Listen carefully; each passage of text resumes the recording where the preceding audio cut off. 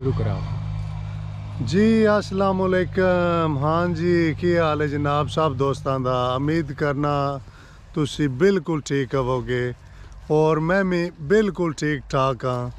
और आज जनाब असी एक और जगह ते आए हैं, बहुत ही फुल देसी माहौल है इत्थे। और भाई तारक भी मेरे नाल ने और मैं वाकया भी तुहानू सुनावांगा इंशाअल्लाह। वेखो इस दौर च जेड़ा है ना अपना कोई भाई भी नहीं इस तरह हेल्प कर सकता जिस तरह इन्हें मेरी की सी, वो भी तुहाडे शेयर करने। सब तो पहला चाचू हरी लगे ने क्योंकि मिस ना हो जे। तो ए जनाब भाई तारक ने। हाँ जी, की हाल भाई तारक? ठीक ठाक जनाब। और ए जनाब मेरे बड़े भाई ने। अस्सलाम वालेकुम सारे दोस्त, की हाल है? ठीक ठाक हो? और ए जनाब मेरे हम शक्ल भी ने तकरीबन काफ़ी सारे ते यूके होंदे ने। और बड़ा अल्लाह का शुक्र है कि इतफाक होया सानू कट्ठियां पाकिस्तान के नाल दा मिलन दा। ते चाचू राना नाल भी करने और फिर बाद तुहाडे नाल जनाब मेरी करने। हाँ जी चाचू जी, अस्सलाम वालेकुम। वालेकुम सलाम जी। के हाल है? ठीक ठाक हो? ठीक ठाक जी, शुक्र अल्लाह दा। केड़े पिंड दी वाते? जी अपना नाम मछाना पिंड है मछियाणियां दे। अच्छा अच्छा ते गरीब बंदा वा अच्छा। ते आमदन है को नहीं, लाता तनहा है सारी। हाँ बिल्कुल सही है ना, क्यों क्यों? कहूँ तू मनु रोन भी आऊँ लगा। नहीं क्यों नहीं क्यों? मजबूरी है ना, जी जी बिल्कुल। निके निके बच्चे ने इंजेगा नहीं असी समझ सकने जनाब, क्यों नहीं। ते धियां ब्याने आईयां मेरियां दो। ठीक है। अच्छा तुसी इस मछियाणे पिंड दे हो? मछाने पिंड दे हां। नहीं तुसी इन्हां दे नौकर हो, काम मुलाजम। करते हो, मुलाजम हो मसलन? जी जी। ठीक है। आहो क्योंकि वो फिर जाहिर है बच्चों नूं पट्ठे पिछू केड़ा इलाका है तुहाडा? ओ मछाने ही है ना। अच्छा मछिया। पिंड दे ही हो है? जी पिंड मछाना साडा। अच्छा अच्छा। के कोई माल डंगर रखे ने? इन्हां जा इन्हां दे गावां रखी गाँव कितने मतलब डंगर रखे ने? कोई 14-15 बन जाने 14-15 डंगर ने ते कल्ले पट्ठे पांदे हो तुसी? या कल्ले। चलो ठीक हो गया। नहीं फिर सही है, रोजी रोटी उन्हां दी। ते कोई नहीं इंशाल्लाह अल्लाह बेहतर करेगा। तुसी जनाब अपना काम भी नाल स्टार्ट रखो। पट्ठे लदो छट्टे वड्डो ना जरा को दोस्तां नूं बखान के पट्ठे छट्टे के माहौल है इत्थे दा पंजाब दा। सही सही। ए ते जनाब- तेरे चांद गाड़ी दी फोटो लवो ना।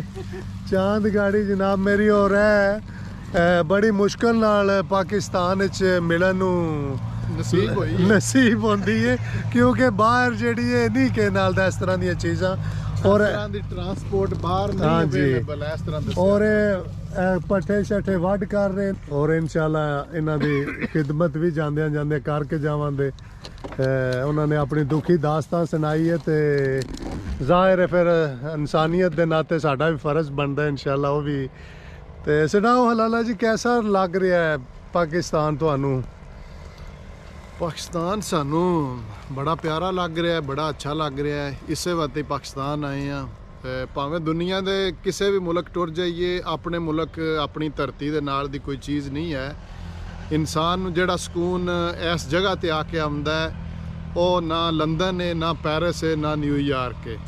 ते असल जेड़ा दिल दा सुकून है वो इंसान नू अपनी जेड़ा ना उदा अबाओ अजदाद हुंदे ने, अपनी धरती हुंदी है, उत्थे आंदा है।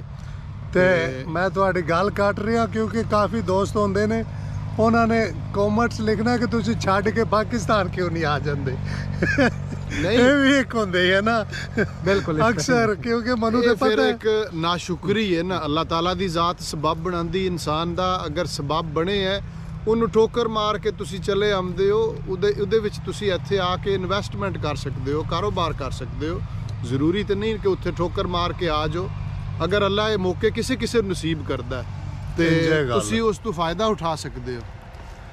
क्यों नहीं जी, क्यों नहीं। और यकीन करो जेडे बंदे बाहर ने ना सैट और ज़ाहिर फैमिलियां वगैरह और उत्थे अपना मसा गुजर बसर होंदा है और वो पाकिस्तान आके सैटअप बनाना करना बहुत मुश्किल होंदा है। गल्लां ते कर छड़दे ने ना बंदे, ओ जी आ जाओ पाकिस्तान, तुसी इंज करदे हो पे ते बाहर हो ते तुहानू देसी माहौल चंगा लगदा पे।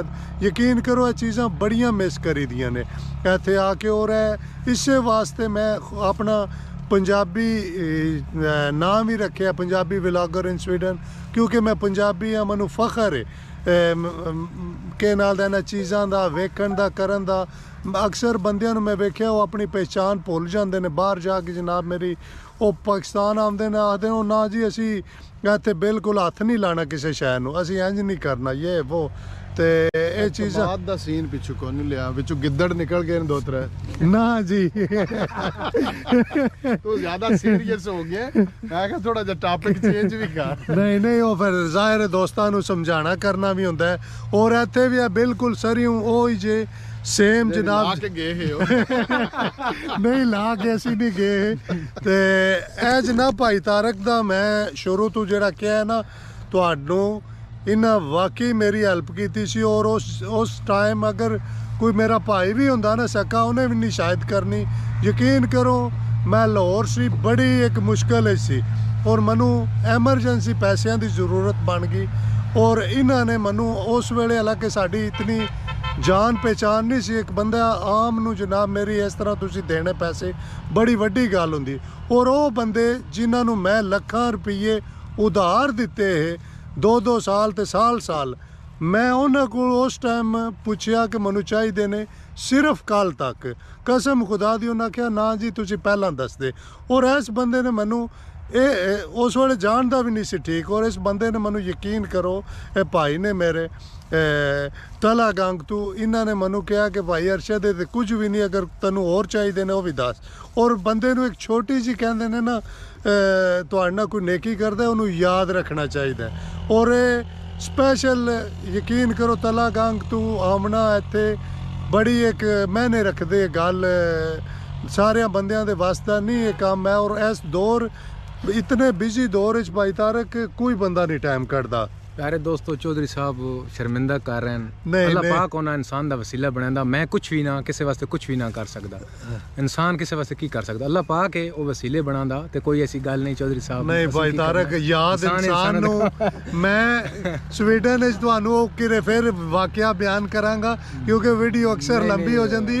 मैं कियां ना आसान कीते और मनु की सिला लब्या ओदा बस उन्हां दा ज़र्फ है जी उन्हां दा ज़र्फ है ये उन्हां दा अल्लाह ताला दे सटनी चाहिदी। कोई ऐसी गल नहीं। ते चौधरी साहब वास्ते मैं इयै कुछ आखांगा कि चौधरी साहब तू तरका दर्द दी जिंदगी दा तै नाल सलाम दुआए जद निभदी नहीं वत मोढे केड़े तेरी जायज नजायज रवाए।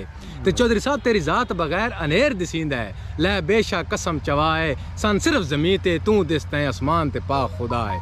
वाह जी वाह क्या बात है क्या बात है। तारक साहब दी मोहब्बत है ना इतनी दूरों उन्होंने टाइम इतने बिजी जड़ा ना दौर च कढ़िया है।